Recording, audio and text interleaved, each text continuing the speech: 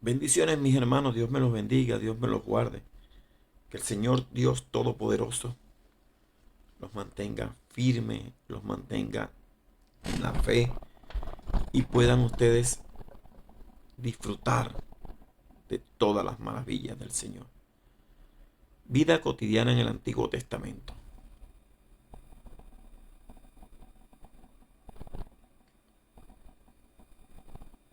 Vida cotidiana en el Antiguo Testamento. ¿Qué es eso, vida cotidiana? Y ustedes se preguntarán, ¿qué tiene que ver esto con el texto? Tiene que ver mucho. Comprender la historia desde la vida cotidiana le facilita a usted, me facilita a mí, el leer el texto bíblico como tal. Entonces, por eso que la vida cotidiana en el Antiguo Testamento tiene mucho sentido para comprender lo que hoy somos. Y es por eso que esa vida la vamos a ver desde cómo es centrada en el hogar. Las casas de los pobres construidas de adobe sobre cimientos de piedra. La casa de los beduinos, un desierto, unas carpas hechas con cuero de cabra. La casa de los ricos, de piedras labradas con rejas de metal en las ventanas. Entonces existen esas tres diferencias desde cómo ver qué es un pobre, qué es un beduino y qué es un rico. El pobre un solo espacio, el beduino una carpa y el rico muchos espacios.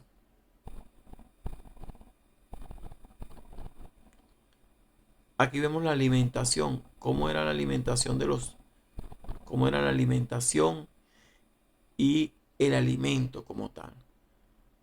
Las mujeres y los niños, la pesca, el campo, cómo se fue fraguando toda la historia antigua.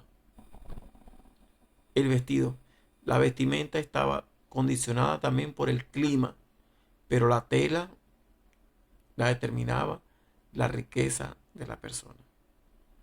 Los ricos vestían de colores ostentosos, usaban rojo, usaban púrpura, usaban azul eléctrico, colores muy llamativos, pero era costosísimo hacer esas prendas.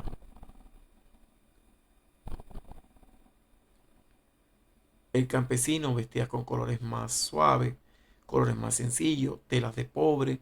Los ricos vestían de lino, de seda, cosas que para la época era muy, muy cara. Ahí está, como un rico vestía tan bonito y un pobre sencillamente, y por eso se notaba mucho la diferencia. Estilo de vida laboral en el Antiguo Testamento. Ahora sí vamos a hablar del estilo de vida laboral. El agricultor, la agricultura, la ocupación más importante para este pueblo. Las lluvias tempranas en el otoño suavizaban la tierra. Luego se hacían aras con sencillo arado de madera tirado de un buey. Seguido se esparcían las semillas a mano. Con las lluvias tardías de la primavera se producía la cosecha. Se arrancaban las plantas de cuajo o si no, se cortaban los tallos con un hoz de afiladera en cuyo filo había aristas cortantes. Eso se puede ver en Isaías 28, 24 y 26. Por último, el grano esparcido para el uso de la vivienda. Otra cosecha importante eran la uva, las aceitunas y los higos. Eso en cuanto a la agricultura. Ahora el pescador. En la antigüedad el pescador no tiene muchas referencias bíblicas. Solamente que en el tiempo del Antiguo Testamento se pescaba muy poco porque los israelitas eran malos marineros, limitándose a la pesca a unos pocos ríos y lagos, en especial el lago de Galilea. Ya para los tiempos de Jesús florecía la industria pesquera de Galilea, de la cual de esta manera era posible coger peces con solo lanzar un círculo de peces sobre una res. La parte de la pesca se vendía enseguida y el resto se salaba. El pastor. El pastor normalmente tenía a cargo un rebaño mixto de cabras y ovejas. Tenía que alimentar y también proteger a su rebaño. Viajaba a distancias largas, especialmente en el caluroso verano. Todas las noches debía contar el rebaño. Él mismo se acostaba a la puerta del corral. Así servía de puerta para las ovejas. Debía mantener una vigilia constante por razón de los animales silvestres, procedentes de los bosques del valle de Jordán, como los chacales y leones. Génesis 46:32 da una explicación de eso. La artesanía y las artes antiguas. Desde el principio la creación de práctica de arte y artesanía creativa tuvieron una función importantísima. Mutuo acuerdo, fueron hechas a mano. En los tiempos primitivos se practicaba todo tipo de artesanía doméstica. Es por eso que la artesanía juega un papel importantísimo en este momento. El carpintero reparaba los implementos agrícolas, también los muebles básicos del hogar. El carpintero era bien visto, era una persona muy útil dentro de la sociedad. El albañil sacaba las piedras calizas, constituyendo la base del suelo y dándole la forma necesaria para la construcción. El albañil era el que hacía los bloques. También se ocupaba de cavar tumbas en las cuevas naturales. El alfarero usaba la arcilla para hacer utensilios caseros, con las manos, con los pies, y también hacía los hornos primitivos. Es de ahí la canción, el coro: tú eres el alfarero que con tus manos me has formado. Y mientras pasan los días, yo te venero, yo te venero. Rompe mi copa, rompe mi cántaro y hazlo de nuevo. Este corito se lo saben los más antiguos. Los más viejos se saben ese corito. Los nuevos no se saben ese corito de que el Señor es nuestro alfarero. Y con sus manos nos labró, con sus manos nos hizo. En la época del Éxodo, el tintero, que era lo que yo estaba hablando de la vestimenta, era el arte de teñir. Para los israelitas era el líquido que se obtenía de la conchinchilla, que era un insecto que se encontraba en los robles, y de ahí se fabricaban los colores. Isaías 26:1 tiene algo sobre eso. Y el curtidor, que era el que trabajaba cuero, tenía una ocupación importante: trabajar a las afueras del pueblo por el olor cerca de los ríos, donde la corriente se llevaran esos olores, porque el cuero tiene una peculiaridad que hedía mucho. La vida social y las costumbres del Antiguo Testamento. Habían 3 días que predominaban en la familia israelita, que era el día de nacimiento, el día de matrimonio y la muerte.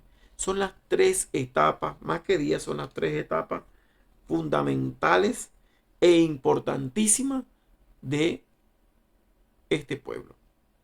El nacimiento en el oriente siempre se miraba a la mujer estéril como una calamidad.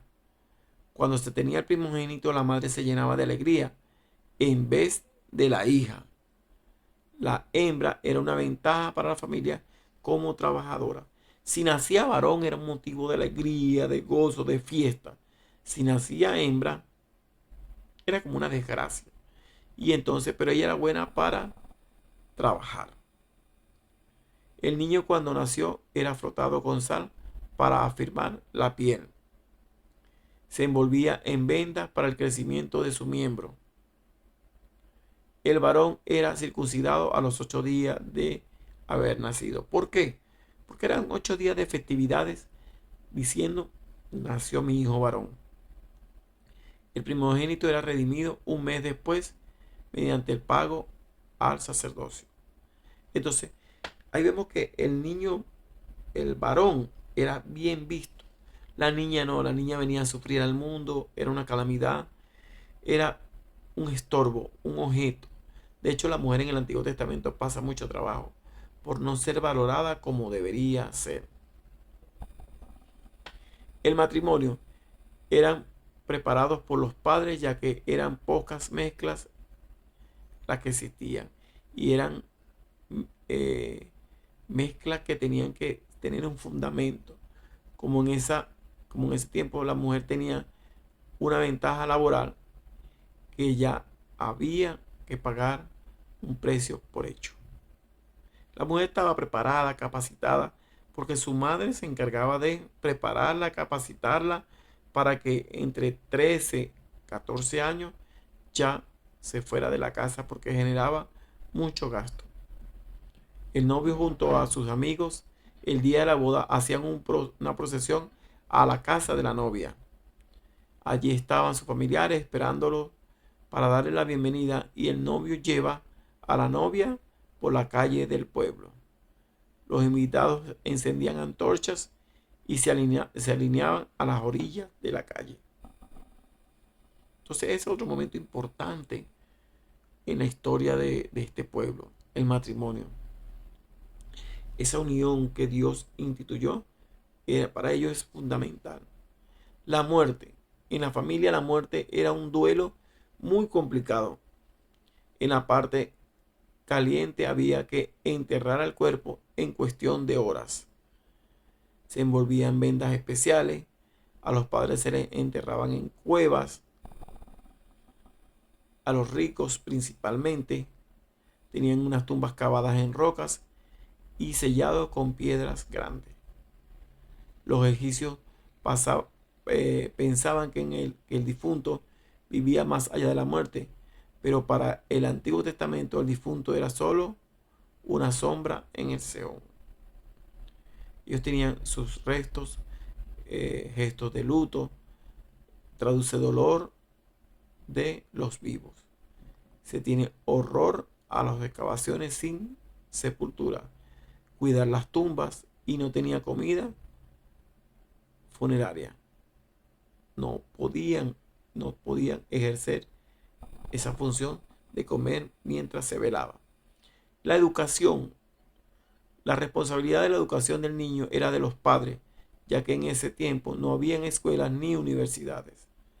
Ellos se encargaban de enseñarles las ocupaciones corrientes, la ley y las festividades del pueblo. El niño al cumplir 6 años era llevado a la sinagoga.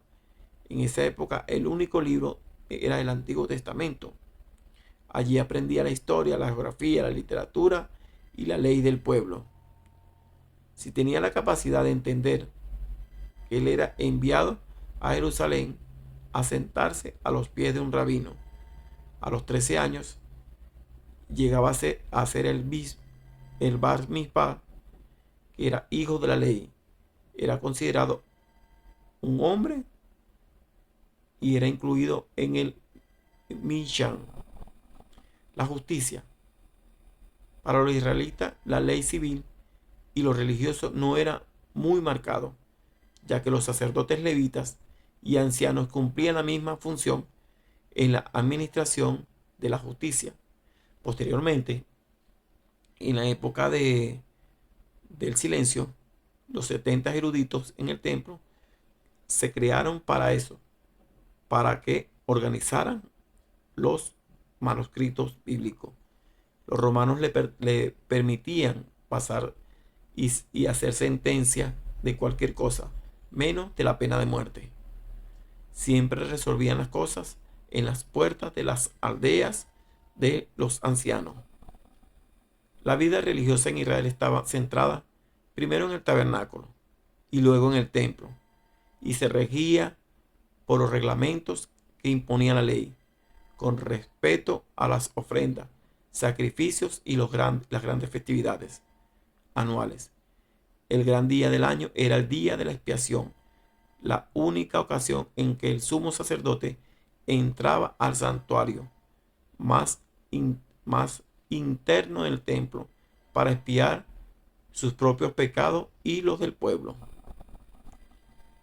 Hagamos un breve recorrido por lo que significaba la vida religiosa en el Antiguo Testamento.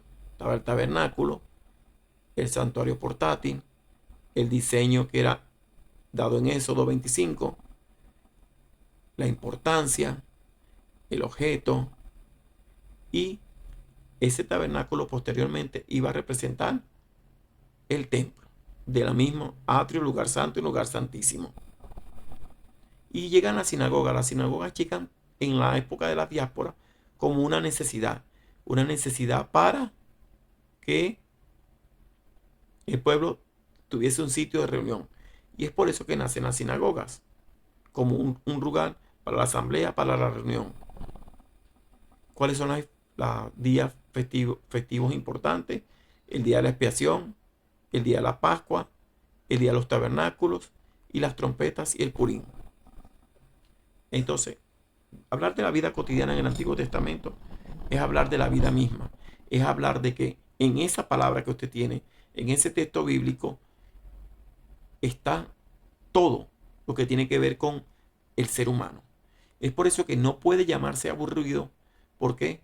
Porque ahí se va a encontrar con ese texto, que ese texto le va a decir a usted por dónde va y qué está leyendo. Entonces, quitemos a un lado eso de que se vuelve aburrido si le damos sentido a lo que estamos leyendo y lo leemos desde otro punto de vista. Lo leemos desde el punto de vista de la naturalidad. Y les aseguro que otra historia se va a leer. Bendiciones, mis hermanos. Dios me los bendiga, Dios me los guarde. Estamos en contacto para continuar con nuestra